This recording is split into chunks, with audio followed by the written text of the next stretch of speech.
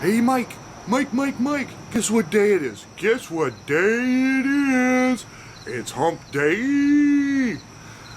That's right, today is Wednesday, which also means it's my announcement of my 100 sub giveaway, which is bizarre because now I'm over 200 subs. Do with that what you will. I'll get to that in a little bit. First and foremost, thank you to everybody that did a VR for this.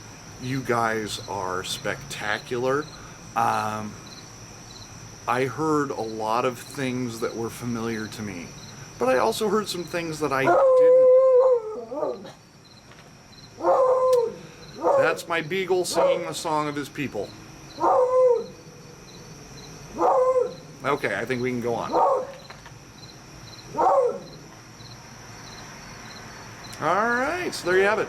Now, I heard a lot of things that I am familiar with, but I also heard a few, in particular, climbing trees.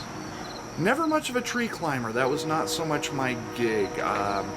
Scared of heights from an early age, thanks to my older brother. Also, comic books.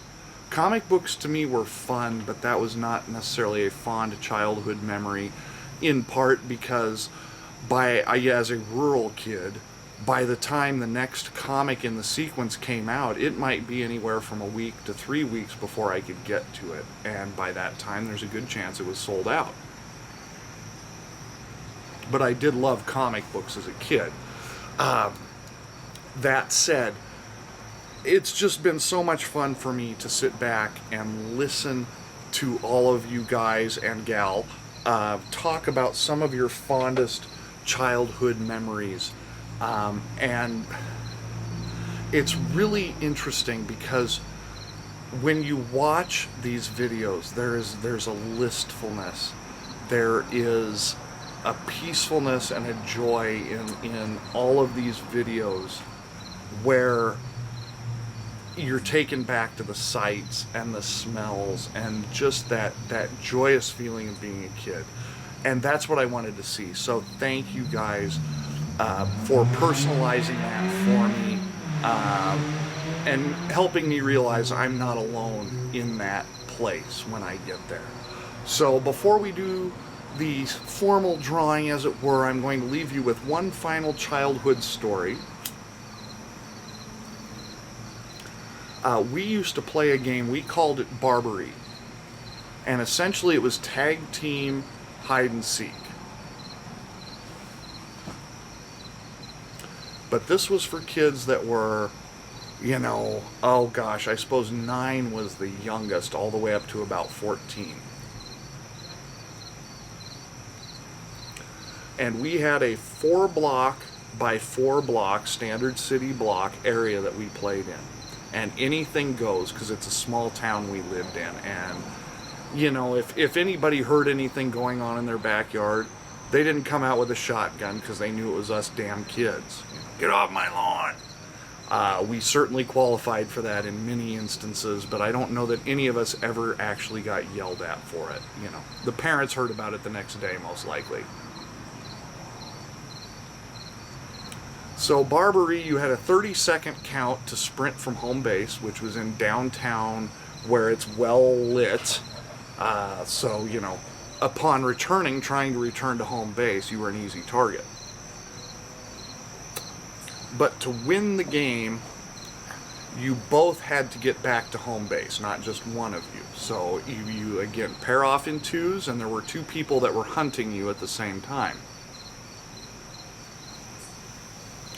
And on one particular winter night, I recall, my buddy Mark and I were at my grandmother's house, and we had been spotted.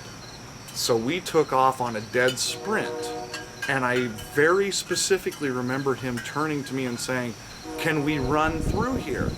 And I said, "Yeah, just run." And so he did, and I did.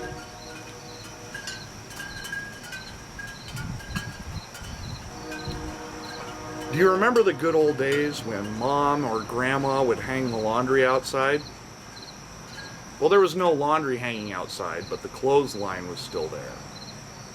Grandma was pretty short, so her clothesline, accordingly, short. At a dead sprint, I caught it right up under the chin. Long before the beard, but if I had, it probably would have shaved it off right here. Took me right under the chin. Left a nice red mark for about a week right under there. I went head over heels on that thing, landed on my stomach, and could not breathe. And my buddy Mark, "Are you okay? Are you okay? Are you okay?" Well, I couldn't talk. I didn't screw up my esophagus, but I probably should have. But I just remember gasping for air because I also knocked the wind out of myself when I hit the ground.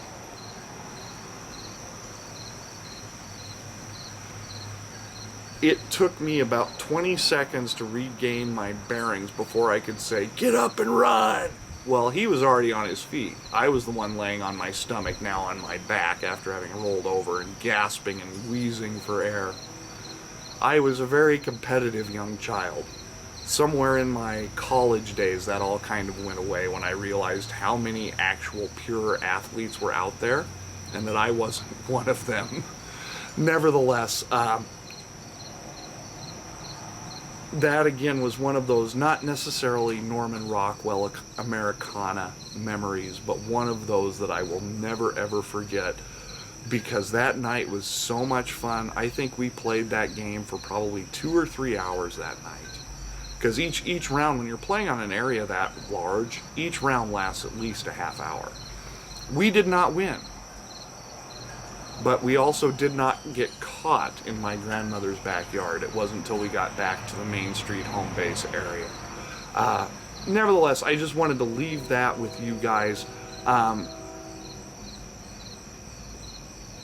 The other thing that was neat about all of these memories is that, with the exception of, I think, one, maybe two if you throw in Scotty P buying his first ever malt at the local shop with his paper route money, almost all of them are outdoor memories. And you think about that good. Because what happens in 10 years, in 20 years, what are kids' memories going to be? It's not like it used to be. We had a million chances to make outdoor memories. Now, kids take 5 or 10 of those million chances that we had. And so, I want you all to sit back and just really appreciate the fondness and the fun times that we had in our childhoods, being largely unregulated. I mean, that's remarkable. Nobody cared what we did in most instances, not every, but you know, we were kind of turned loose outdoors and just go do your own thing. And I hope that this falls on some ears where they can look at their kids and say, you know what? We need to make sure that they have more of that freedom, that away from electronic devices time, that be home when the streetlights come on, not when we text you on your smartphone kind of thing. And I know it's a different era. I totally get that, and I have no kids of my own, so I have no reason to be a helicopter or to follow my children around, because I ain't got none. But that said, thank you guys so much for the VRs. Now, I've got a bunch of slips of paper here, and I think 21 was the number. If I have missed somebody, I apologize profusely. I kind of chuckled at other giveaways when people said the same, until I realized how difficult it can be to manage all of the incoming VRs. So for you new guys that are looking at your first VR upcoming, don't laugh at me. Well, okay, laugh at me. Laugh at me. But know that it's a little more clerical work than maybe you thought it was. But I'm going to read off a name on each of these sheets. If you don't hear your name, please let me know. I'll make it right by you. I really will. I did my best to cover everything. I took everybody's VR and put it into a playlist on my page, so that if we ever need to eyes and have a good smile, it's there. But Waves of Java. Hoosier Piper. Chad Garbo. And Chad didn't want to necessarily be represented in the giveaway, but I wanted to throw his name in there anyway, just to see how his luck runs. Pipe Squatch.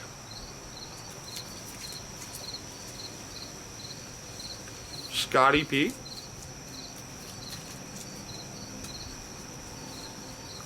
Stoking Embers, and you guys, if you haven't seen Stoking Embers video, check it out. This is his first video for the YTPC. He did kind of a half and half for my giveaway and half kind of an intro. So check out him, Smoking Embers. Dwarven Piper.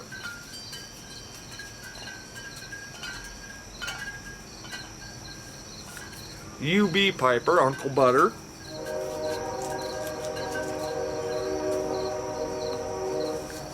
Pipes and Kayaks.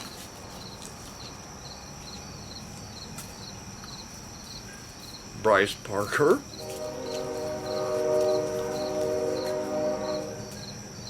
Corncob Piper. Pipetarian, another pretty relative new guy. Pipetarian, I have set a new shirt standard for you. You kind of tried to do the Hawaiian thing on your VR to me. You done good, but I mean, come on, look at this. Look at this, seriously.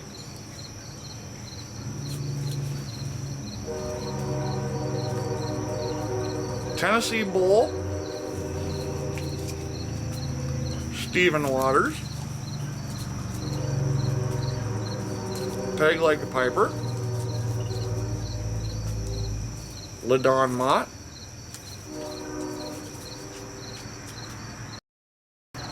Pipes and Tobach. There she is, Miss Sue Dunhill. Vi the Samurai. Babyface Huey. Last but not least, Ghost Cobb. Again, if I didn't call your name, I apologize profusely. I tried to keep a handle on all of these, but I am ready to. I'm shaking this all up. You're all in there? Yes, they all made it in there. This is for a painting of your profile picture or another quote-unquote suitable picture of your choosing. You'll just have to let me know.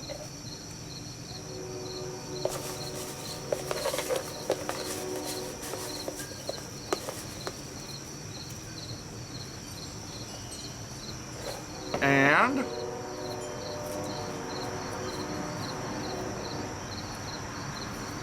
we have Ghost Cobb. Alright, Ghost Cobb. Feel free to send me a message over the next couple of days and let me know how you would like this done. And thanks again for participating. And I have to say, you guys have said some of the nicest things about me that anyone ever has. And I mean that very sincerely. So thank you so much for that. I apologize for dragging this out again. I didn't realize just how much effort went into a VR drawing. How about that? For anybody keeping score, Dr. Graybo, Autumn Evening. Fitting because it's cool and breezy. Thanks again for everybody hanging in there with me, telling their stories, personalizing themselves to me and to others. That's not always the easiest thing to do. But remember that feeling you had when you told those stories, because that can stick with you forever. All right, no matter who you are, where you are.